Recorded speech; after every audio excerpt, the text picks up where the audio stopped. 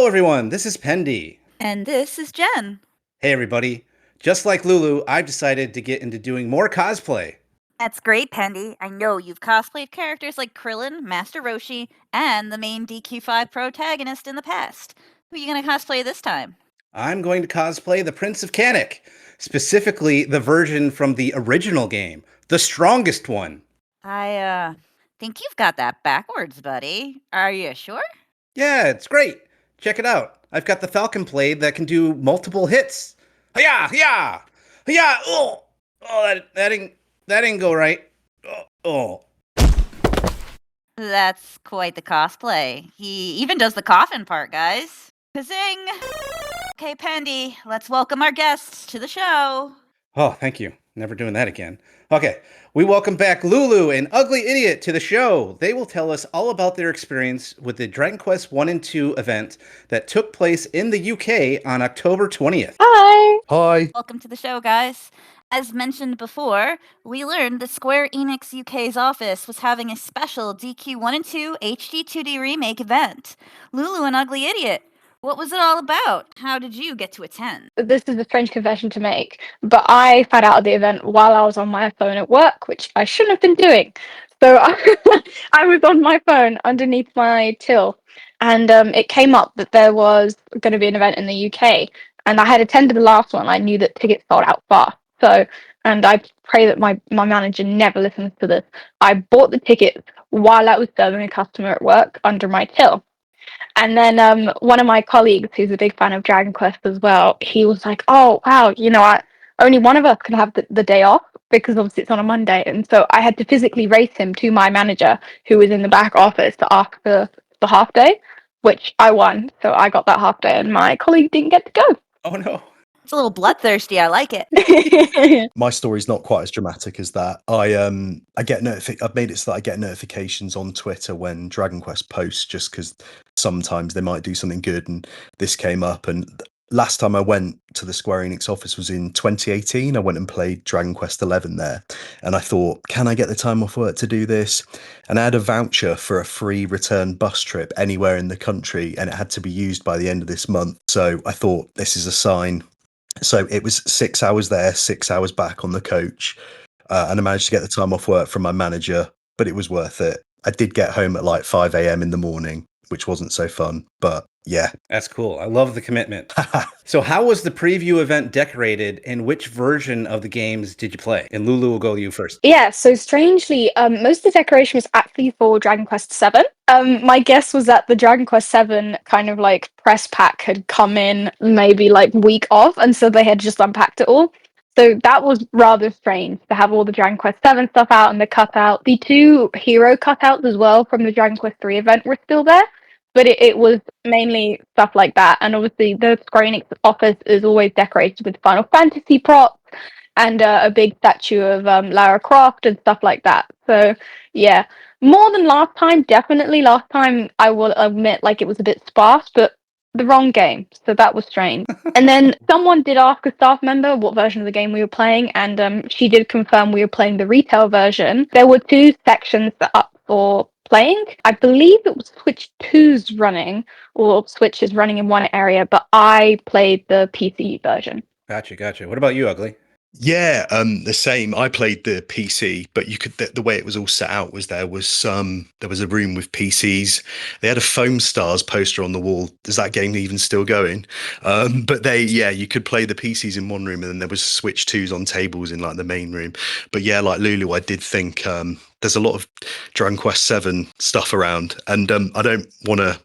Well, I might be skipping ahead a little bit, but we got a video message, and it was kind of like, "Thanks for coming to play Dragon Quest 1 and 2, but did you know that Dragon Quest 7 is coming out?" And basically that was the whole thing. So it was very Yeah. Dragon Quest 7 centered, even though we played DQ 1 and 2. I have to ask, was there any DQ 1 and 2 merch out there? Standees, anything? No, I don't think there was. I think there was. Wow. No. Like I said, I felt like the press stuff had come in for Dragon Quest 7 too early, and they were like, well, I guess we're going to run with this.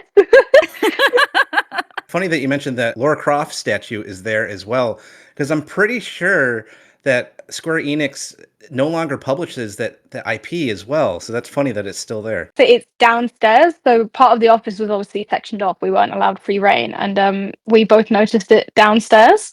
So not in the main area. Oh, gotcha. It was the only thing that was still there from when I went 7 years ago. So I pointed out to the lady that was there because I said to her, "Oh, that was all I really remember." And she said, "Oh, yeah, that's still there." And I did think, "Oh, the rights aren't with Square Enix anymore." So it's weird that it's still there. It has horrible hair. That was like the one thing I remember. And I said to Lulu about it, and you agreed, didn't you? So yeah. Oh yeah, it was horrible. But It's like a wig. yeah, and not a good one. I went speaking of sectioned off, like I went to find the toilet and I walked completely past it, and I was walking around all these offices and there were like very serious people on laptops. So I was having a quick look to see if I could find any Zenithian trilogy HD-2D confirmation, but there was none.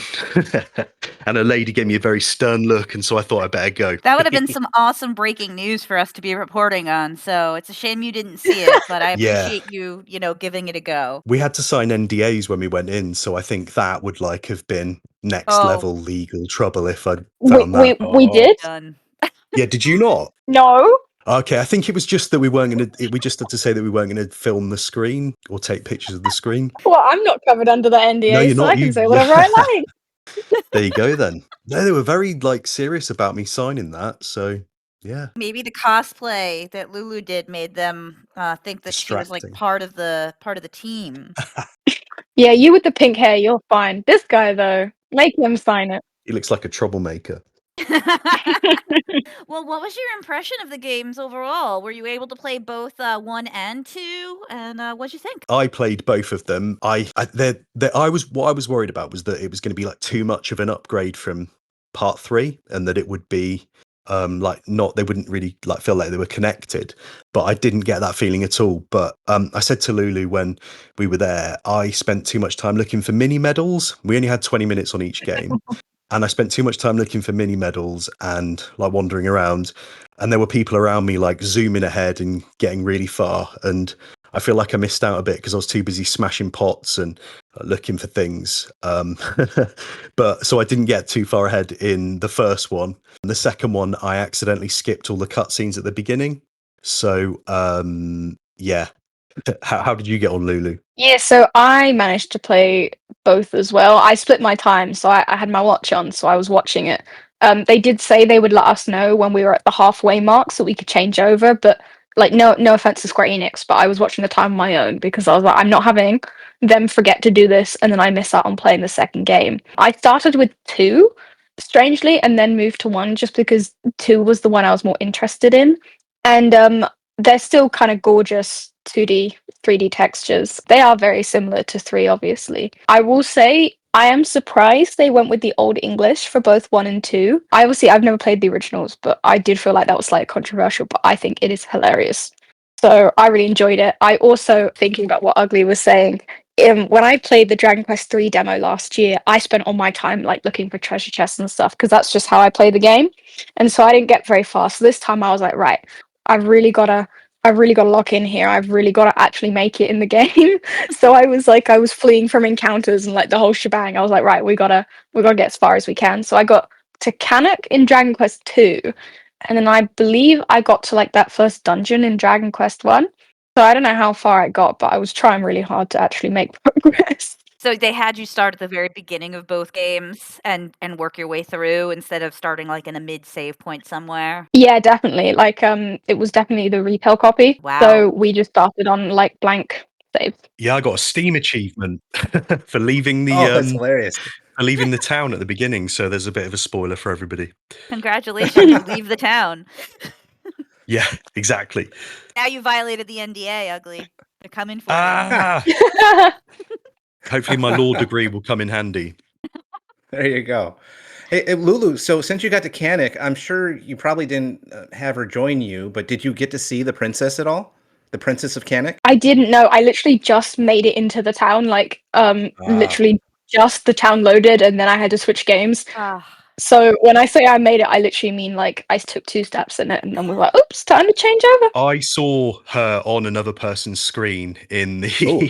in the Nice. room because I was kind of like looking at all of them. So yeah, I don't want to give too much away and ruin it, but you meet her quite early on. Cool. Awesome.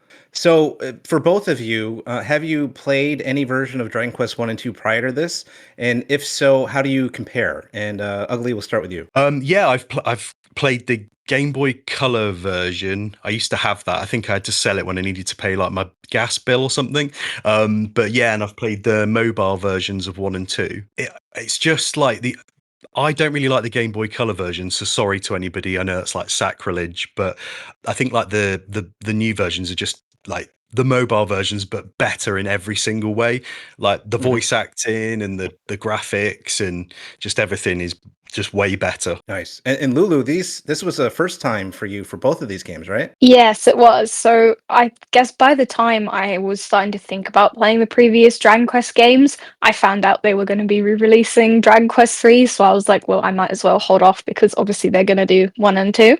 So this was my first experience with both of them, yeah. Nice. Yeah, I had a hunch you said that when you said you were surprised about the Old English, because that's kind of been a standby for 1 and 2, and when you get to 3 and it's not there in some of the newer versions, and then you go to the area that is in 1 and 2, and they are talking in Old English, it's kind of stark, and it's a clue for anybody playing it of the truth of the end of that game. But it's kind of an interesting take because, you know, they kind of had to commit to it versus being able to skip it once they added it into 3. I knew that it was going to come back in 1 and 2. So it's interesting to hear you say that they really went all in.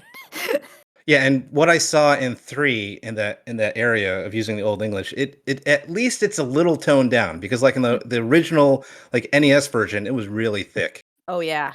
You kind of mentioned this before, but just how did the games play and obviously look in comparison to the DQ3 HD-2D remake? I think like you could play it and it's like you just moved on from the game, like it's pretty much exactly the same. I didn't notice anything different. Did you, Lulu? I didn't know. It was pretty seamless actually, which I quite liked. So Mm. same thing really, that if you were transferring between them, if you were jumping between the games like I probably am, because confession hour, I haven't finished 3 yet.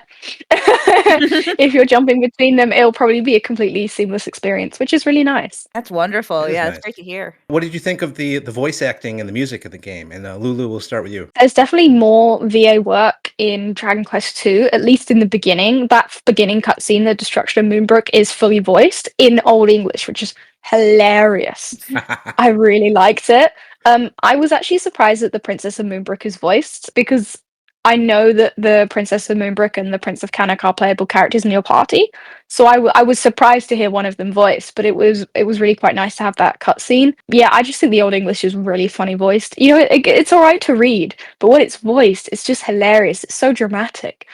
You know, she's like, "Father, no, thou must defend thy kingdom." Brilliant, amazing. That's great. What about you, Ugly? I've been playing Final Fantasy Tactics recently, so I'm quite used to the like theatrical Yes. English voices. So yeah, I accidentally skipped the beginning cutscene of Dragon Quest II though because I thought triangle was fast forward, but it was skip, and so like it would look like loads of cool stuff was happening, and I missed out. Well, hey, now you know for when you get the game. Yeah, that's it. That's like I've not spoiled all of it, so that's good. Yeah. And how about the music, guys? Was it really like excellent like in 3? Same sort of thing there? Oh yeah, definitely. I think what's funny is obviously I've played Dragon Quest Builders 2. It's one of my Yes. favorites.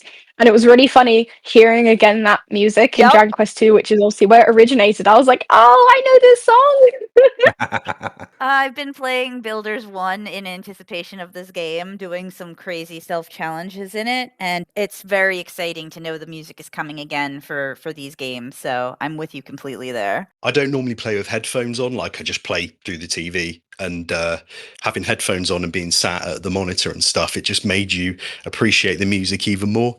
So maybe I need to change the way I play games. And what did you guys like most about your time playing the game? I think just I like to play a new RPG or something like every few months, and I think I'm at a point now because like I was saying, I'm playing Final Fantasy Tactics. I am rubbish at it, and it makes me really angry as well because I feel like it's super unfair. So I'm waiting for DQ1 and 2 because I know that I'll like it and I know that it's fair and I'm ready to hop into a new RPG. So it was nice to like kind of have my appetite whet a little bit, and yeah, so it's definitely good.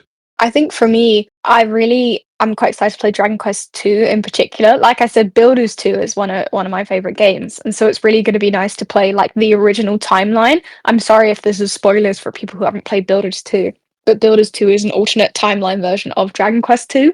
So I'm playing the original timeline of this, so I'm kind of hoping it will give an extra dimension to my understanding of Builders 2, as well as the fact that I'm just really interested to find out what actually happens. I think you'll be delighted. I think you will be absolutely delighted. I'm very excited to hear reactions to that game once you finish. Did the Square Enix crew have any giveaways for those who showed up? And can you tell us a little bit about the video that played before you got to preview both those games? And Ugly, we'll start with you. Yeah, so I touched upon it a little bit earlier on, but Yeah. we got a video, and it was there's a big black and white message that said "Do not film this screen," Hmm. and so we were like, "Oh, something might come up there." And then after the first lot of us had played the game, they directed us to the screen, and it was Yuji Horii saying, "Thank you for coming to play at this preview event. And did you know Dragon Quest 7 is reimagined is coming out in February?" And then so it's kind of like, "Yeah, you've got this at the end of October, but." This is what you want to look forward to. But yeah, we did get some goodie bags as well, which is like in this. I don't normally like canvas bags, but I like this one, and we got I think you call them buttons in America. It's like a badge, and we got a little like art card of the like cover art of Dragon Quest 1 and 2, and I thought it was a Dragon Quest 1 and 2 poster until I opened it today, and it's actually Dragon Quest 7 reimagined poster, and it's really nice. And Lulu told me some information about it that I didn't know, but I'll let her explain that. I got the same goodie bag. I was one of the last people to leave the office. They kind of actually had to usher us out. And as they were giving us the goodie bags when we were leaving, one of the staff members was like, "Oh, guys, check your posters. Have a look at your posters." And obviously, a couple people were like, "Why?" And she let it slip that 5 of them were signed. I don't know by who, Oh. but 5 of them were signed. I didn't get one of those 5. So whoever did, just a PSA, just leave your windows open at night. No reason. No reason at all. Just please do. In the goodie bag, Ugly mentioned the art card. I really like that art card because it's the exact same size as the one I got for Dragon Quest 3. So Ooh. they're going to look Oh, beautiful together in matching frames on my wall. I can't wait. I love that. So you mentioned buttons. Would that be like Mm. pins? yeah, it's Yeah, like a. a pin Oh, badge. okay, gotcha. I don't know what it's like. It's quite a big. It's like the size of the bottom of a Coke can. Oh, okay. Yeah, so like a big pin. Yeah, I collect a lot of those when I go to anime conventions. They have a lot of like anime themed pins and such that you can buy. I think when 11 came out, there was a big like giveaway at Oh, GameStop yeah. Yeah, with that's pins. I'm right. assuming they're similar to that size. It's very similar to that. Oh wait, was that the set with the whole party? Because I actually have Yes. those. Yes. I can Yeah. hold on, I can compare the size for you. Oh, excellent. I have all of them. Yeah. Yeah, Yeah, it was I'm like in the states it was like a pre-order bonus at GameStop that you could get when you got DQ11 and everybody in the just about everybody in the party. I don't think it had the eighth party member, but everybody except for No, pretty the much everyone gets queen. up. it has a toggle in its place. Oh, Yes, there's there a you go. toggle There's instead. a You're toggle right. badge. Yeah. So, guys, now that you've played the game for a bit, what are you looking forward to the most? My hunch is that Ugly may say finding mini medals, but I want to ask. Yeah, that's exactly what I was going to say. I want to find out if I was wasting my time and if it's like a bit later on that they go, "Oh, actually, you can find mini medals in this game."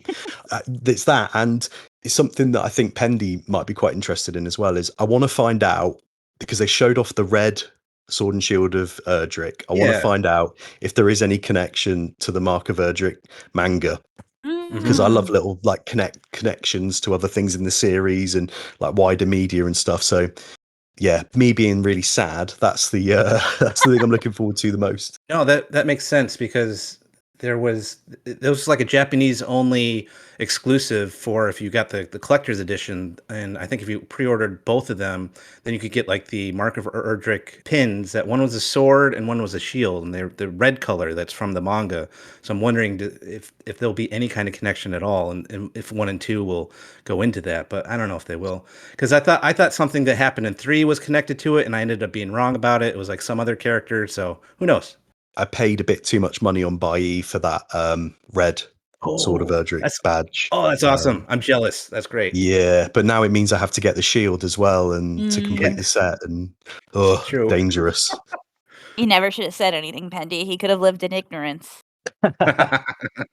How about you, Lulu? What are you looking forward to? Well, I'm just really looking forward to kind of playing the two games that started it all. Mm. Obviously, my journey in Dragon Quest, I've been essentially working backwards, so it'll be really nice to play like the first two properly, and obviously playing Dragon Quest 2 and finding out what the original timeline is, so I can understand Builders 2 a bit more heavily. And just a side note, I've just dug out my Jade badge of Dragon Quest 11. The Dragon Quest 1 and 2 badge is ever so slightly bigger. Wow. I can send a picture in to put on the podcast for comparison, but yes, it's slightly bigger. We'll take pictures and we'll put it in the YouTube version for sure. Lulu, we got a few questions specifically for you. Now, you were at the Dragon Quest 3 event that they did last year, as you've mentioned already in the podcast. Do you think it was an improvement on what they did before? Yeah, definitely. I mean, for a start, there was more people there, which was really nice because last year I would say there was no more than 10 to 15 of us, and the staff seemed really disappointed about that. And I remember being like, oh no, we're never going to get anything ever again because none of you showed up. You know, you've let the whole side down. They're going to think there are no Dragon Quest fans. But clearly I was wrong. And it was really nice. I'd say maybe there was 30 of us this time, 35, quite a lot, which was nice. The whole event, I guess, felt better planned. It felt less kind of impromptu than last one. You know, although it was the wrong game, having all the Dragon Quest 7 stuff out made it feel like, I don't know, it made us feel, I don't know, maybe, let's say more unique, because otherwise the office is mainly Final Fantasy decorations, and so it feels a bit strange. They had all their slime plushes out this time. We had little slime hats we could wear, stuff like that. And the message from Yuji Horii was a really nice touch. It made it feel like we were doing something really cool. So, yeah, I would say all in all, it just felt a lot more kind of special this time, which was really nice. I feel like you guys deserve that kind of special treatment too. So I'm really happy that they gave a better experience this time around and that they didn't give up on the fans because they didn't turn out last time. If anything, I feel like this particular, release of Dragon Quest III HD-2D picked up more steam the longer it was out and brought a lot of people into the fandom that weren't in it before. So I love that they are seeing some, reward out of that, and that hopefully that'll just keep getting us more stuff brought over. Definitely. Something I was going to say, actually, this is Lulu and Uglyidiot's woke watch, just because there were a lot of people who were very upset about woke things in Dragon Oh, Quest 3. I could find nothing that could be called woke in this version. I don't know about you, Lulu, but yeah, just because I know it upset a lot of interesting characters last time. So hopefully the sales will go up by 10 this time, because those people will buy a copy. The only pronouns I could find were thou and thee. So take that as you will. that's a good one. Lulu, I have heard that you also had an exciting new Dragon Quest cosplay that you debuted at this event. Can you tell us about it? Sure, it's actually the female mage design from Dragon Quest 3 because I think at this point I'm going to be a game behind in my cosplays for every Square Enix event.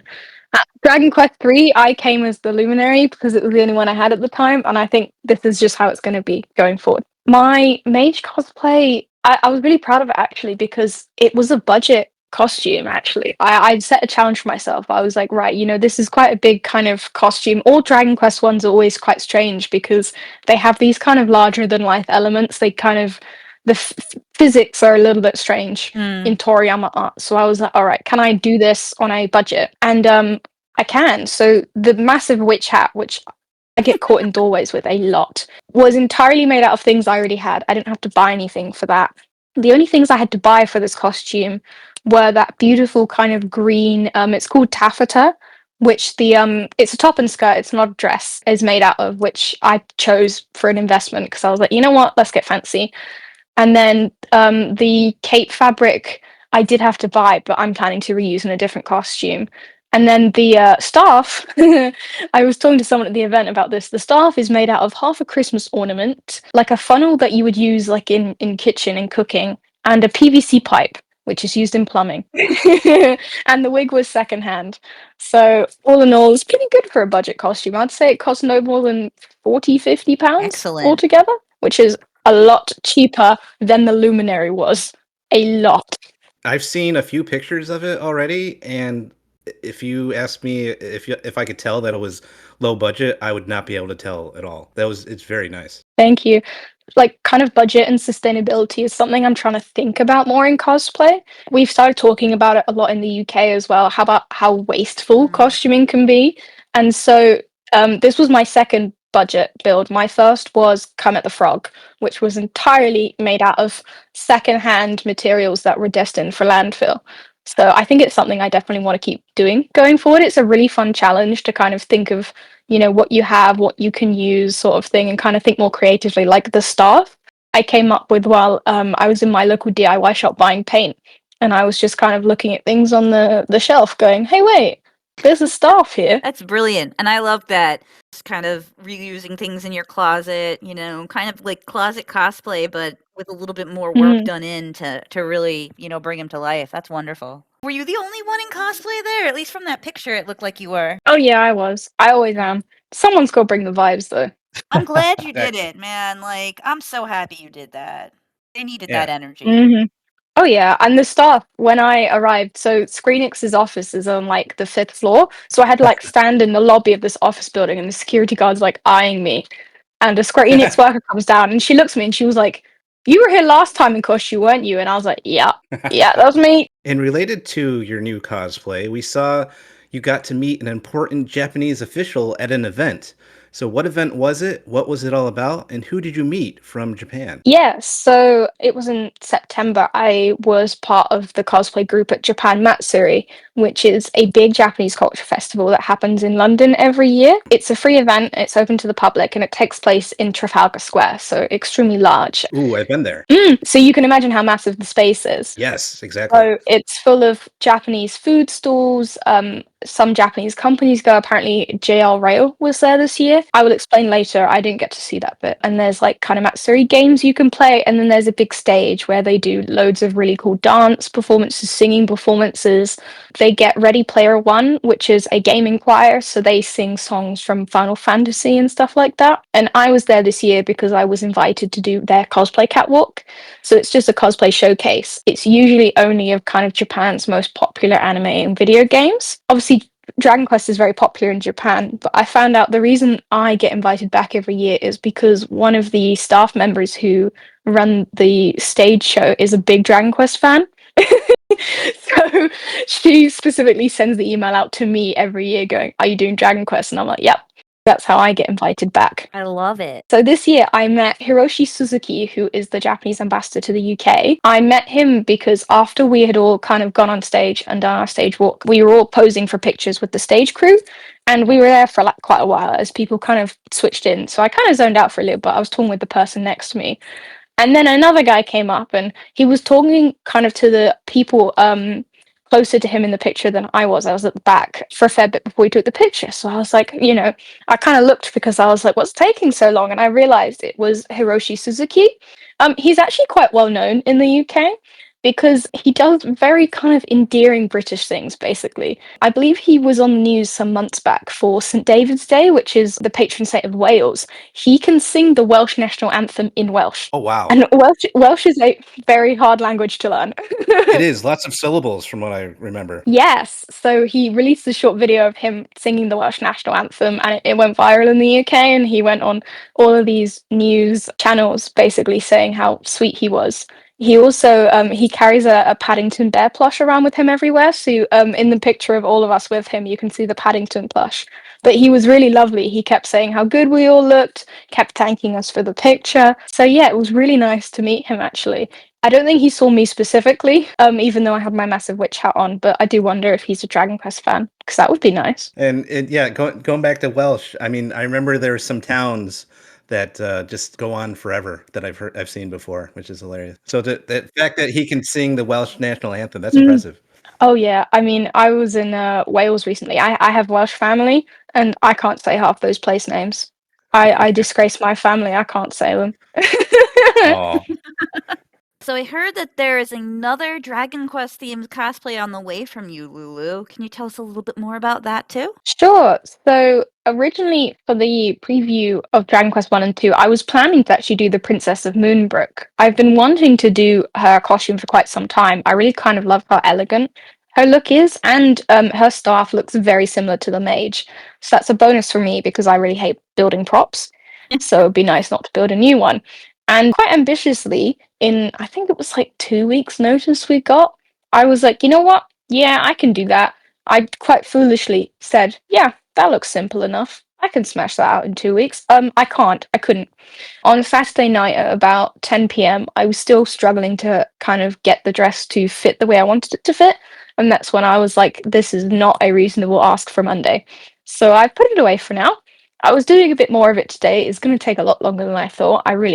The idea of doing it for that preview event was far too ambitious, but I'm looking forward to having that done. Hopefully for later in the year. She's going to make a lovely winter costume. I've got some really nice thick fabrics for her and a really nice fleece for her trim. So fingers crossed. Sounds amazing. I can't wait to see it. You can wear it in January if there's a Dragon Quest 7, like, let's go and play that at Square Enix event. Yeah, then Got to you keep can up be being one game one behind. game behind. Yeah. Exactly. Yep. All right, this was a great, exciting talk. Made us even more excited about the new games coming out, Dragon Quest 1 and 2 HD-2D Remake. But unfortunately, that is all the time we have left for this episode of Slime Time. We would like to thank both of you, Lulu and Uglyidiot, for joining us on this episode. Thank you for having us. Thank you. Pendy, a little bird told me that they really enjoyed your British accent that you did last time. Oh no, Lulu that was on. that was So I so think bad. if you could do the outro in that accent, everybody would appreciate that. Oh god, you're gonna put me on the spot. I could try a little bit. Oi, we're non-pro. No, not gonna do it. Not gonna do it. I can't. The king's I can't. disappointed in you. I'm sorry. I don't. I want no. Okay, we're a non-profit podcast. We won't promise. We won't promise your hard-earned gold half the world when we can offer you quality content for free. But if you do have some extra gold that's just completely burning a hole in your wallet, pouch, bottomless bag, hanging wall sack, or treasure chest, and you would like to donate anything to a website that's been supporting Dragon Quest fans for over 25 years, stop by the Dragon's Den by clicking the link in the show notes. There are several ways to support the Den, including the affiliate links that don't cost you anything extra when making other Dragon Quest purchases, especially the upcoming Dragon Quest 1 and 2 HD 2D remake, new upcoming manga volumes of The Adventure of Dai, and the Mark of Erdrick manga, volume 1 out now. We have a cool Slime Time t-shirt, an even cooler All Trades DQ Media Abby shirt, both designed by our artist, Dwayne. And as of recently, we now have stickers. Stickers! You can direct comments or questions for the podcast on X, Blue Sky, and Instagram at DQ Slime Time. Join us for tons of DQ discussion at the Dragon's Den forums or Discord, Dragon's Questers on Facebook and Slime Time groups, and the brand new Dragon Questers Discord. And follow me at Instagram at Dragon Quest Feels. And you can follow both Lulu and Uglyidiot on X, and also Lulu everywhere else under Après Lulu, APRESLULU. We have that in the show description as well. And please like, subscribe, and write a review for the podcast. Dragon Quest Slime Time, sliming off.